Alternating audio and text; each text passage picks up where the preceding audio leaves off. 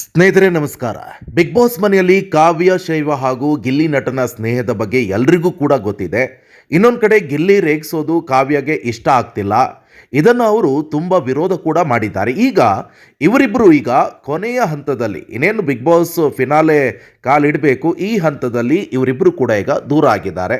ಗಿಲ್ಲಿ ನಟ ಅವರು ಪದೇ ಪದೇ ಕಾವು ಕಾವು ಅಂತ ಹೇಳ್ತಾರೆ. ಏನೇ ವಿಷಯ ಇರಲಿ ಅವರು ಕಾವ್ಯ ಬಗ್ಗೆ ಮಾತನಾಡ್ತಾರೆ, ಸಪೋರ್ಟ್ ಮಾಡ್ತಾರೆ. ಈಗ ಧನುಷ್ ಗೌಡ ಅವರಿಂದಲೇ ಕಾವ್ಯ ಹಾಗೆ ಗಿಲ್ಲಿ ನಟ ದೂರ ಆದರು ಎನ್ನುವಂಥ ಚರ್ಚೆ ಶುರುವಾಗಿದೆ.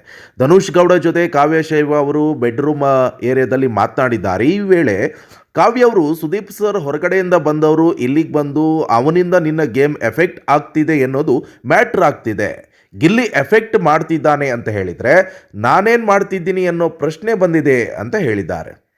ಧನುಷ್ ಗೌಡ ಅವರು ಅರ್ಥ ಆಗುತ್ತೆ ಅಂತ ನಾನು ನಿನಗೆ ಹೇಳಿದೆ, ಅವನಿಗೆ ಹೇಳಿಲ್ಲ.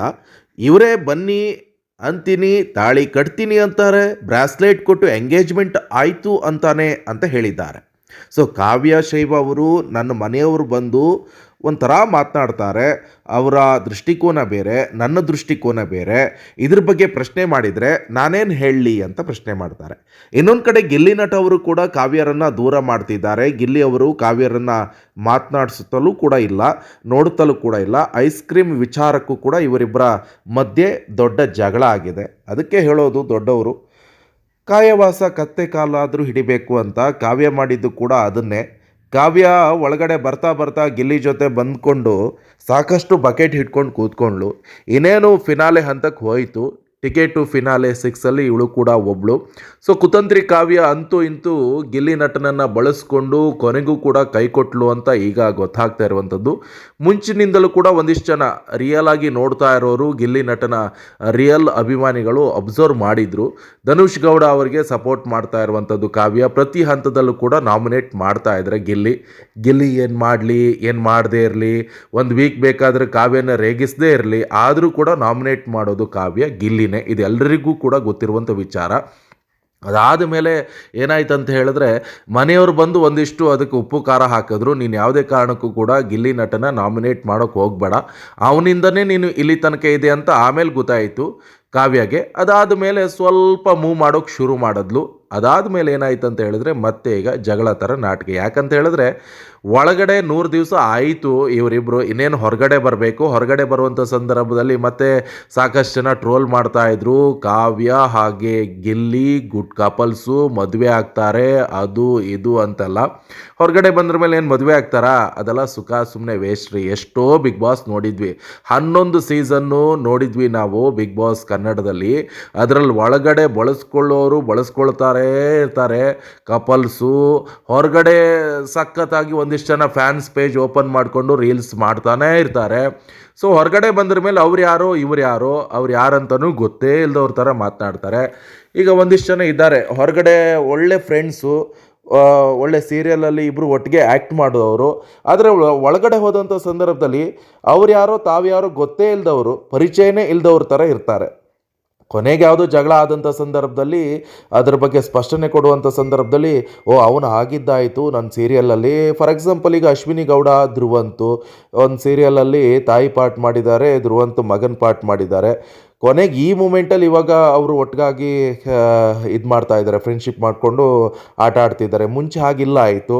ಸೊ ಹಾಗೆ ಒಂದೊಂದು ಸೀಸನ್ ಬಂದಂಥ ಸಂದರ್ಭದಲ್ಲಿ ಒಬ್ಬೊಬ್ಬರು ಯಾವ ರೀತಿಯಾಗಿ ಬಳಸ್ಕೊಳ್ತಾರೆ ಅಂತ ಗೊತ್ತಾಗುತ್ತೆ. ಈಗ ಕಾವ್ಯ ಹಾಗೆ ಗಿಲ್ಲಿ ನಟ ಅವರು ಕೂಡ ಡಿಕೆಯಲ್ಲಿ ಇಬ್ಬರು ಒಟ್ಟಿಗೆ ಡ್ಯಾನ್ಸ್ ಮಾಡಿದರು, ಎಲ್ಲವೂ ಕೂಡ ಗೊತ್ತಿರುವಂಥ ವಿಚಾರ. ಒಳಗೆ ಬರುವಂಥ ಸಂದರ್ಭದಲ್ಲಿ ಅವ್ರು ಯಾರೋ ಇವ್ರು ಯಾರೋ ಗೊತ್ತಿಲ್ಲದವ್ರ ಥರ ಇದ್ದಾರೆ. ಆಮೇಲೆ ನೋಡಿದ್ರೆ ಹೀಗೆ ನೋಡಿ, ಈಗ ಒಬ್ಬೊಬ್ಬರು ಯಾವ ರೀತಿಯಾಗಿ ಬಳಸ್ಕೋಬೇಕು ಒಬ್ಬರನ್ನ ತನ್ನ ಆಟಕ್ಕೆ ಅಂತ ಕಾವ್ಯನ ನೋಡಿ ಕಲಿಬೇಕಾಗತ್ತೆ. ಯಾಕಂತ ಹೇಳಿದ್ರೆ ಕಾವ್ಯ ಯಾವ ರೀತಿಯಾಗಿ ಗಿಲ್ಲಿನ ಬಳಸ್ಕೊಂಡ್ಲು ಅಂತ ಹೇಳಿಕೊಂಡು ಇಡೀ ಕರ್ನಾಟಕ ನೋಡಿದೆ, ಯಾವ ರೀತಿಯಾಗಿ ಕುತಂತ್ರಿ ಆಟವನ್ನು ಬಳಸಿದ್ಲು ಅಂತ. ಯಾಕಂತ ಹೇಳಿದ್ರೆ ಸ್ಪಂದನ ಧನುಷ್ಗೆ ಸಪೋರ್ಟ್ ಬಿಟ್ಟರೆ ಕಾವ್ಯ ಇಲ್ಲಿ ತನಕ ಗಿಲ್ಲಿಗೆ ಸಪೋರ್ಟ್ ಮಾಡೇ ಇಲ್ಲ. 1-2 ಸತಿ ಸುಖ ಸುಮ್ಮನೆ ಯಾರೆಲ್ಲ ಮಾತಾಡ್ಬೋದು ಅಥವಾ ಗಿಲ್ಲಿ ಏನಾದರೂ ಬೇಜಾರು ಮಾಡ್ಕೋಬೋದು ಅನ್ನೋ ಒಂದು ರೀಸನ್ ಇಟ್ಕೊಂಡು ಗಿಲ್ಲಿಗೆ ಸಪೋರ್ಟ್ ಮಾಡಿದ್ರು ಬಿಟ್ಟರೆ ಬೇರೆ ಯಾವ ರೀಸನೂ ಇಲ್ಲ.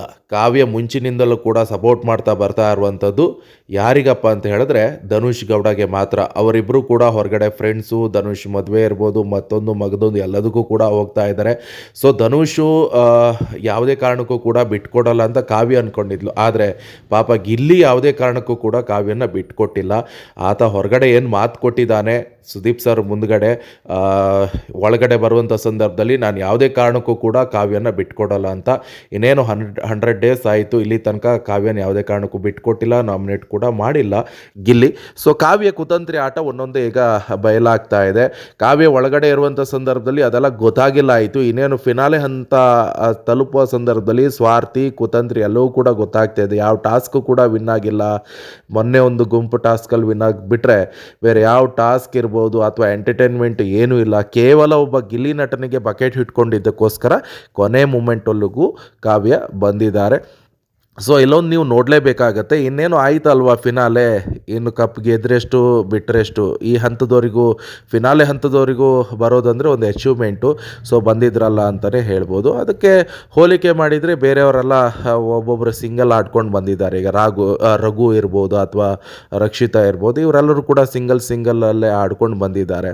ಸೊ ಆದರೆ ಬಕೆಟ್ ಅಂತ ಹೇಳಿದರೆ ಕಾವ್ಯ ಅಂತಲೇ ಹೇಳ್ಬೋದು. ಯಾಕಂತ ಹೇಳಿದ್ರೆ ಇಲ್ಲಿ ಗಿಲ್ಲಿಗೂ ಬಕೆಟ್ ಹಿಡಿತಾಳೆ, ಅಲ್ಲಿ ಧನುಷ್ಗೂ ಬಕೆಟ್ ಹಿಡಿತಾಳೆ, ಆಚೆ ಕಡೆ ಹೋಗ್ಕೊಂಡು ಧ್ರುವಂತ್ಗೂ ಹಿಡಿತಾರೆ, ಈಚೆ ಕಡೆ ಬಂದ್ಕೊಂಡು ಅಶ್ವಿನಿಗೂ ಬಕೆಟ್ ಹಿಡಿತಾರೆ. ದೊಡ್ಡ ಬಕೆಟ್ ರಾಣಿ ಅಂತ ಹೇಳಿದ್ರೆ ಅದು ಕಾವ್ಯ ಅಂತಲೇ ಹೇಳ್ಬೋದು. ಸೊ ಕುತಂತ್ರಿ ಆಟ ಎಲ್ಲವೂ ಕೂಡ ಒಂದೊಂದಾಗಿ ಈಗ ಹೊರಗಡೆ ಬರ್ತಾ ಇದೆ. ಪಾಪ ಗಿಲ್ಲಿಗೆ ಕೊನೆ ಮೂಮೆಂಟಲ್ಲಿ ಕೈ ಕೊಟ್ಬಿಟ್ಲು ಅಂತ ಗೊತ್ತಾಗ್ತಾ ಇರುವಂಥ ವಿಚಾರ. ಧನುಷ್ ಗೌಡನ ಮಾತು ಕೇಳಿಕೊಂಡು ಗಿಲ್ಲಿ ಕೈ ಕೊಡ್ತಾರಂತ ಹೇಳಿದ್ರೆ ನೀವು ಲೆಕ್ಕ ಹಾಕಿ, ಸ್ಟಾರ್ಟಿಂದ ಇಲ್ಲಿ ತನಕ ಸಪೋರ್ಟ್ ಮಾಡ್ಕೊಂಡು ಬಂದಿರುವಂಥ ಗಿಲ್ಲಿಗೆ ಕೈ ಕೊಟ್ಟರೆ ಇನ್ನೇನು ಕತೆ ಅಂತ ಹೇಳ್ಕೊಂಡು. ಯಾಕಂತ ಹೇಳಿದ್ರೆ ವಿನ್ನಂತೂ ಆಗೋಲ್ಲ, 100% ವಿನ್ ಆಗಲ್ಲ. ಆದರೆ ಒಂದು ಟಕ್ಕರ್ ಕೊಡ್ಬೋದು ಕೊನೆ ಹಂತದಲ್ಲಿ, ಎಲಿಮಿನೇಟ್ ಮಾಡೋದು, ಮಗದೊಂದು ಮಾಡೋದು, ಅದಕ್ಕೆಲ್ಲ. ಮತ್ತು ಈ ಓಟು ಅಷ್ಟೇ ಡಿವೈಡ್ ಆಗ್ತಾ ಇದೆ ಸಿಕ್ಕಾಪಟ್ಟೆ. ಯಾಕಂತ ಹೇಳಿದ್ರೆ ಗಿಲ್ಲಿ ಅಭಿಮಾನಿಗಳು ಏನು ಮಾಡ್ತಾರೆ ಅಂತ ಹೇಳಿದ್ರೆ 50% ಓಟು ಕಾವ್ಯಗೆ, 50% ಓಟು ಗಿಲ್ಲಿಗೆ ಹಾಕ್ತಾ ಇದ್ದಾರೆ. ಆತ ಕಡೆಯಲ್ಲಿ ಕಾವ್ಯನ ಫ್ಯಾನ್ಸು ಫುಲ್ ಓಟೇ ಕಾವ್ಯಂಗೆ ಹಾಕ್ತಾ ಇದ್ದಾರೆ, ಗಿಲ್ಲಿಗೆ ಯಾರು ಕೂಡ ಹಾಕೋಕ್ಕೆ ಹೋಗ್ತಾ ಇಲ್ಲ. ಸೊ ಗಿಲ್ಲಿಗೆ ಇದೆಲ್ಲವೂ ಕೂಡ ಹೊಡೆತಾನೆ ಅಂತಲೇ ಹೇಳ್ಬೋದು. ಯಾಕಂತ ಹೇಳಿದ್ರೆ 100% ಓಟು ಗಿಲ್ಲಿಗೆ ಸಿಗ್ತಾ ಇಲ್ಲ. ಕೊನೆಗೆ ಏನಾಗುತ್ತೆ ಅಂತ ಹೇಳಿದ್ರೆ ಅಶ್ವಿನಿ ಗೌಡ ಅವರು ಎಲ್ಲೋ ಒಂದು ಕಡೆಯಲ್ಲಿ ಗೆದ್ದು ಬೀಗಬಹುದು ಎನ್ನುವಂಥ ಲೆಕ್ಕಾಚಾರ ಇದೆ. ಯಾಕಂದರೆ ಅಶ್ವಿನಿ ಗೌಡ ಅವರಿಗೆ ಈಗ ಹೊರಗಡೆ ಪ್ರಚಾರದ ಭರಾಟೆ ಕೂಡ ಜೋರಾಗ್ತಾ ಇದೆ. ಪಾಂಪ್ಲೆಟ್ಗಳಿರ್ಬೋದು ಸಿಕ್ಕಾಪಟ್ಟೆ ಜೋರಾಗ್ತಾ ಇದೆ. ಅದು ಕೂಡ ಅವರು ಕನ್ನಡ ಪರ ಸಂಘಟನೆಗಳ ಹಿನ್ನೆಲೆಯಿಂದ ಬಂದವರು. ಸೊ ಈ ಹಿನ್ನೆಲೆಯಲ್ಲಿ ಸಾಕಷ್ಟು ಜನರು ಕೂಡ ಸಪೋರ್ಟ್ ಮಾಡ್ತಾ ಇದ್ದಾರೆ. ಗಿಲ್ಲಿ ನಟನ ಫ್ಯಾನ್ಸ್ ಪೇಜ್ ಇದೆ, ಫ್ಯಾನ್ಸ್ ಎಲ್ಲರೂ ಕೂಡ ಸಪೋರ್ಟ್ ಮಾಡ್ತಾ ಇದ್ದಾರೆ. ಆದರೆ ಗಿಲ್ಲಿ ನಟನಿಗೆ ಅನ್ಯಾಯ ಆಗ್ತಾ ಇರೋದು ಒಂದೇ, ಏನಪ್ಪ ಅಂತ ಹೇಳಿದ್ರೆ ಗಿಲ್ಲಿಗೆ ಸಂಪೂರ್ಣವಾಗಿ 99 ಓಟು ಸಿಗ್ತಾ ಇಲ್ಲ. ಆತನಿಗೆ ಹಾಕ್ತಾ ಇರುವಂಥ 50% ಓಟು, 50% ಓಟು ಕಾವ್ಯಂಗೆ ಹಾಕ್ತಾ ಇದ್ದಾರೆ. ಈ ಕಾವ್ಯಂಗೆ 50% ಓಟ್ ಹಾಕೋದು ಬಿಡಿ, 99% ಗಿಲ್ಲಿಗೆ ಹಾಕಿ ಗಿಲ್ಲಿ ವಿನ್ ಆಗ್ತಾನೆ. ಇಲ್ಲ ಅಂತ ಹೇಳಿದ್ರೆ ಟೋಟಲ್ ಆವರೇಜ್ ನೋಡ್ತಾ ಹೋದರೆ ವೋಟಿಂಗಲ್ಲಿ ಆಮೇಲೆ ಅಶ್ವಿನಿ ಇರ್ಬೋದು ಅಥವಾ ಧನುಷ್ ಇರ್ಬೋದು, ಇವ್ರು ಯಾರು ಬರ್ಬೋದು ಎನ್ನುವಂಥ ಲೆಕ್ಕಾಚಾರ ಕೂಡ ಇದೆ. ಆ ಕಾರಣದಿಂದ 99 ಓಟ್ ಯಾರೆಲ್ಲ ಗಿಲ್ಲಿಗೆ ಹಾಕ್ತಾ ಇದ್ದೀರಾ ಅವರೆಲ್ಲರೂ ಕೂಡ ಕಮೆಂಟ್ ಬಾಕ್ಸಲ್ಲಿ ದಯವಿಟ್ಟು ಮೆನ್ಷನ್ ಮಾಡಿ. ಜೊತೆಗೆ ಕಾವ್ಯನ ಕುತಂತ್ರಿ ಬಗ್ಗೆ ನಿಮ್ಗೇನು ಅನಿಸುತ್ತೆ ಅದ್ರ ಬಗ್ಗೆ ಕಮೆಂಟ್ ಮಾಡಿ. ಜೊತೆಗೆ ನಮ್ಮ ಯೂಟ್ಯೂಬನ್ನು ಸಬ್ಸ್ಕ್ರೈಬ್ ಆಗಿ, ಫೇಸ್ಬುಕ್ನಲ್ಲಿ ಫಾಲೋ ಆಗಿ. ಧನ್ಯವಾದ.